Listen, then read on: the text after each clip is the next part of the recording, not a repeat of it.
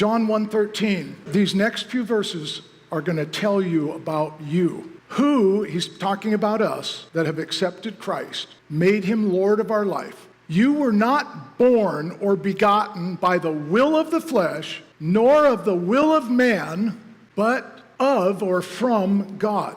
A heavenly begetting of you as a new being. A new being. Your spiritual birth did not happen under the same conditions and motivations as your natural physical birth.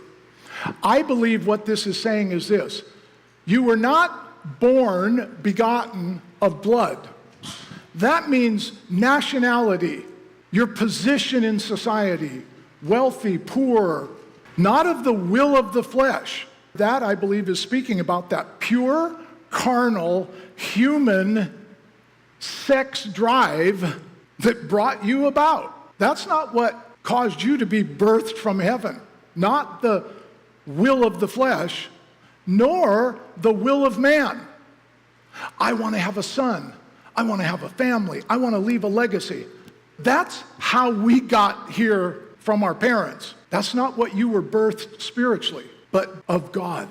When you were born again, you didn't become adopted. You became an actual son of God and a spiritual begetting of a brand new spirit in you came to life, and you are not who you used to be. You're a powerful son and daughter of God, Most High. Well, what happened when that happened? I want to go back a verse to verse 12. But as many as did receive him. If you're here this morning and you've received Jesus Christ, his blood to forgive you, and you've not just said, forgive me, but you've said, I will make you the Lord. You now own my life. That's what being a disciple actually is. We're owned by Jesus Christ. As many as received him, he gave them authority, the right, children of God to become. Now, we read that and we read it, as many as received him, God is now going to make us a son. It's not what it says.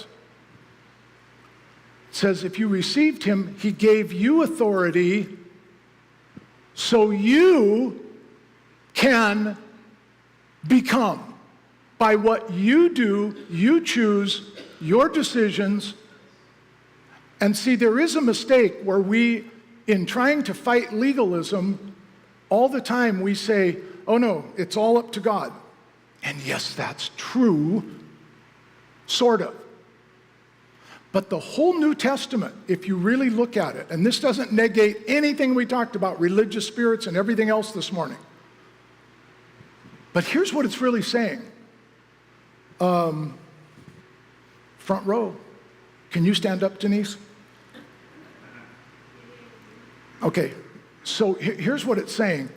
If I'm like the head sheriff, and I say, you've gone through all your training, you've been begotten by God, you're a whole new being, I'm now validating you to be a sheriff's officer. All I did was say words. I'm validating you. I'm deputizing you. Now go out.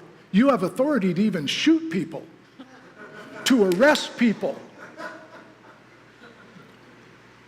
You can go out and shoot demons. Oh, absolutely. You can heal the sick. You can make choices with your will to become like Christ. Yes. But you have to do this. Yes. You can't sit in the county city building in Tacoma. You got to go out there and do it, right? Right. You're deputized. Thank you. I'm giving you authority to be a sheriff of God. Yes. That's what this is saying.